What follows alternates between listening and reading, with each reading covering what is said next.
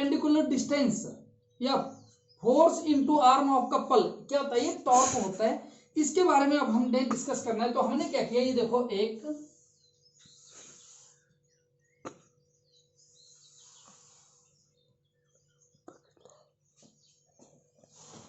Coil ले ली P Q R S, P Q R S, through which current I is flowing. मान लेते हैं करंट आई इसमें फ्लो कर रहा है चारों ओर।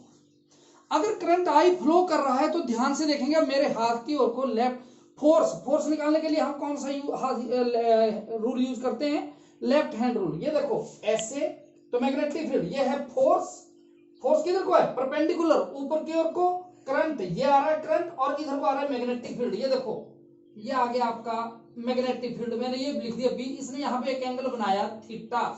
यहाँ पे देखो ऐसे आ गया, ये मैग्नेटिक फील्ड ऐसे आ गया बी। यहाँ पे जब ऐसे आई तो अब देखो चेंज हो रहा है, तो ऐसे आ गया, ये कैसे आ गया मैग्नेटिक फील्ड आपका, ऐसे बी, और यहाँ पे ऐसे, ये देखो मैग्नेटिक फील्ड ये आ गया आपका बी। ठीक है बेटा, ये मैग्नेटिक फील्ड की डायरेक्शन हो गई। यहाँ पे फोर्स कैसे थी, अपवर्ड, ऊपर की ओर को। ये देख लो ऐसे, ये अंगूठे को देखिए, ये करंट, ये क्या आ गया आपका मैग्नेटिक फील्ड, और ये क्या आ गई आपकी फोर्स। इसका नाम दे दिया मैंने F1। ठीक है, इसका बाद आ गया यहाँ पे फोर्स किधर को आ गई, ये देखो ऐसे, ये आ रही है आपकी फोर्स F2, F3, यहाँ पे ऐसे, ये देखो यहाँ ऐसे यहाँ पे ऐसे कर गया, तो फोर्स किधर को आ गई, डाउनवर्ड, ये आ गई F3।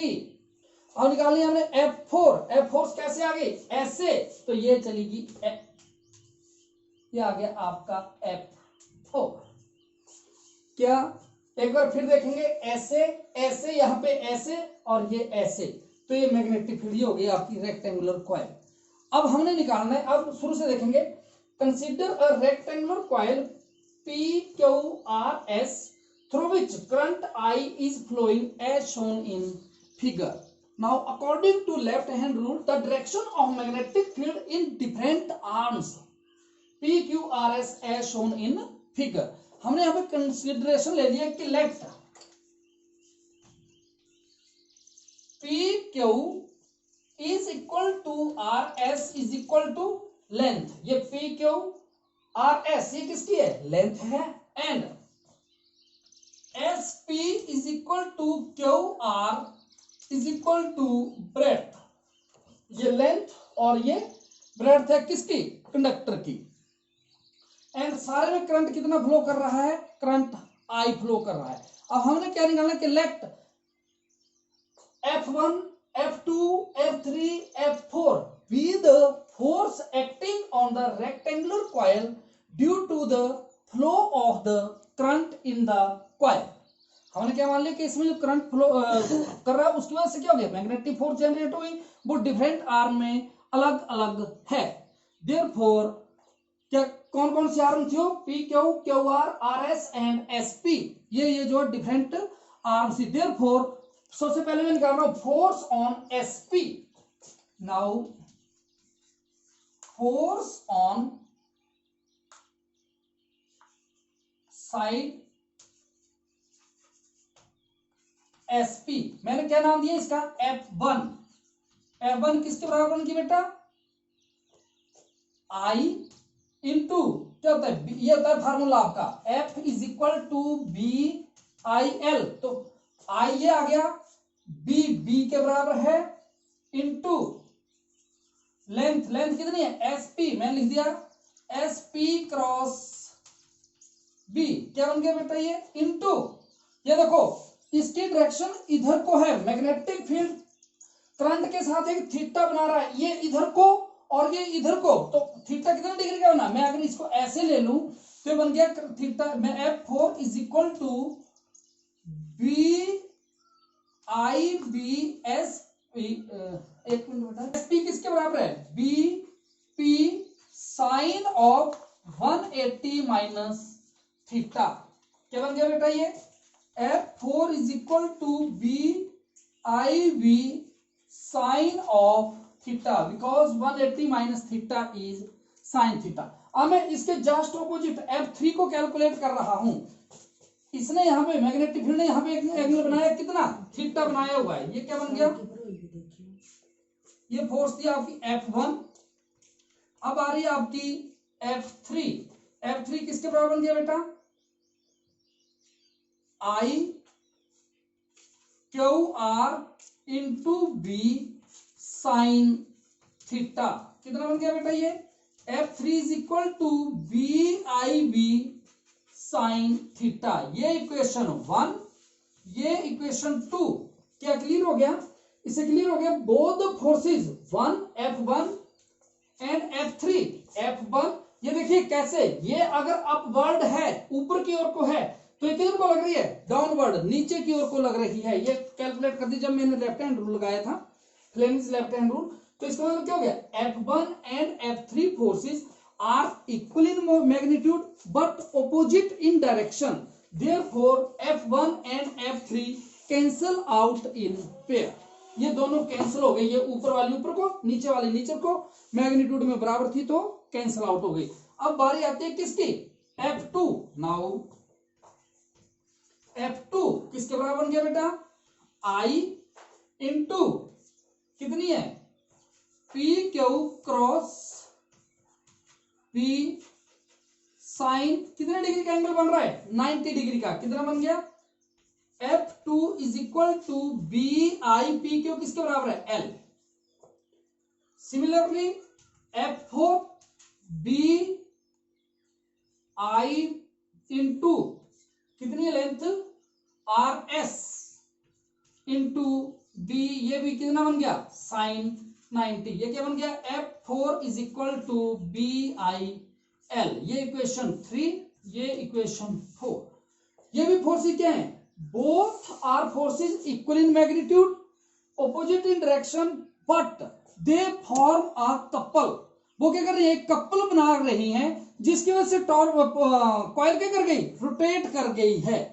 ये इक्वल 90 डिग्री पे जो फोर्स लग रही है, जिसकी वजह से मैग्नीट्यूड में इक्वल है, डायरेक्शन है इनकी, therefore they form a couple. ये कपल बना रही है, जिसकी वजह से कॉइल क्या कर गई, आपस में रोटेट कर गई। Now according to Fleming's left hand rule, coil is perpendicular to the plane of paper and F2 is equal to F4 is equal to BIL। किसके बराबर आ गई, ये दोनों फोर्सेज आ गई।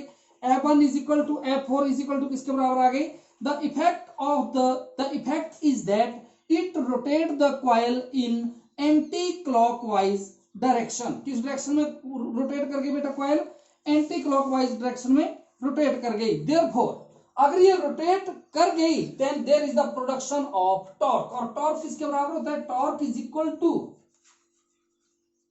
आइदर फोर्स, साहब आप देखो बेटा, टॉर्क जब घूम गई कॉइल तो क्या बन गया, either force into arm of couple, into arm of couple, ये बन गया। यानी कि either force into perpendicular distance. तो इसमें तो परपेंडिकुलर डिस्टेंस मेरे को कहीं दिख नहीं रहा है, तो मेरे को परपेंडिकुलर डिस्टेंस इसका निकालना पड़ेगा। तो मैं परपेंडिकुलर डिस्टेंस देखो कैसे किया, मैंने ये ले लिया, मैंने एक थोड़ा सा साइड में ये वाला पोर्शन उठा लिया मैंने, SP। ये देखो, ये है आपका S, ये है आपका P। अगर ये SP है तो इसके ऊपर देखो फोर्स कितनी लग रही है, यहां पे फोर्स लग रही है, इधर को F2 और इधर को फोर्स लग रही है कितनी, है आपकी F4। और ये भी किसके बराबर है, BIL। और ये भी फोर्स किसके बराबर है, BIL।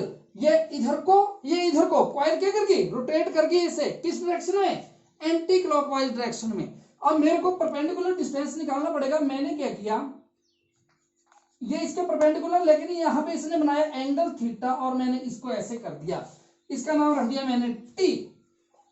तो मैंने ये एक ट्राइंगल बन गई, from triangle SPT, from triangle SPT what is cos theta. Cos theta बन गया बेटा बेस ओवर हाइपोटेन्यूज, यानी कि ST upon SP। S T किसके बराबर था, ये इसकी ब्रेड्थ थी, बी के बराबर था, क्या बन गया, S T is equal to B cos theta. आप देखो टॉर्क क्या बन गया, यस क्या, इसमें इसको पुट करिए, क्या बन गया, torque is equal to either force, force किसके बराबर थी, B I L into B cos theta, ये बन गया टॉर्क। अब मैंने क्या किया, यहां पे ये जो ये है इसके साथ एक नॉर्मल ड्रॉ कर दिया, ये N, when a normally drawn it makes an angle alpha with the magnetic field, इसने एक एंगल बनाया क्या, मैग्नेटिक फील्ड। नॉर्मल किसके ऊपर है, एसपी के ऊपर है, नॉर्मल 90 डिग्री का बनाता है।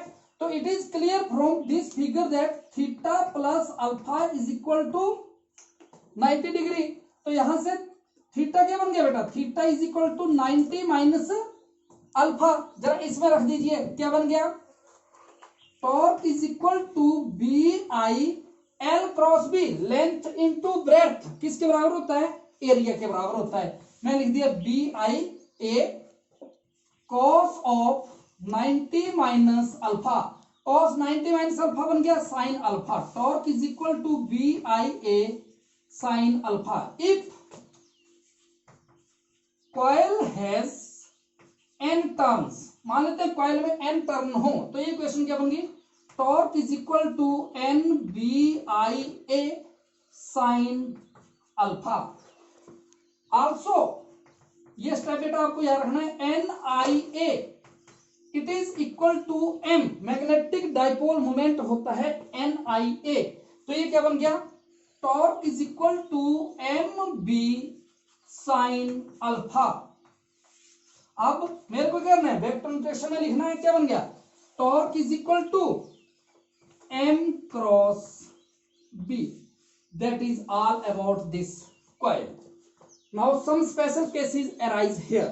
First case, if alpha is equal to 0 degree, अगर अल्फा 0 है then torque is equal to M B sine 0, मतलब कितना हो गया, sine 0 0, then torque is equal to 0। जैसे ये देखिए, ये है, इसके ऊपर मैं क्या करूं, फोर्स लगाऊंगा, इसके ऊपर अगर मैं हॉरिजॉन्टल 0 लगाऊंगा तो कितना रोटेट कर रहा है, नहीं रोटेट कर रहा है, इसका मतलब क्या हो गया, ऐसे घुमाऊंगा मैं, ऐसे खींचूंगा, तो जो नेट टॉर्क होगा, टर्निंग इफेक्ट जो होगा इसका, वो 0 होगा, इट विल नॉट रोटेट। दूसरा case, if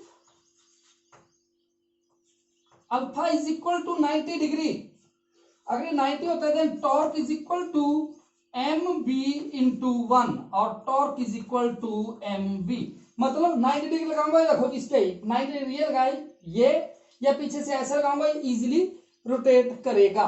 that is all about this article.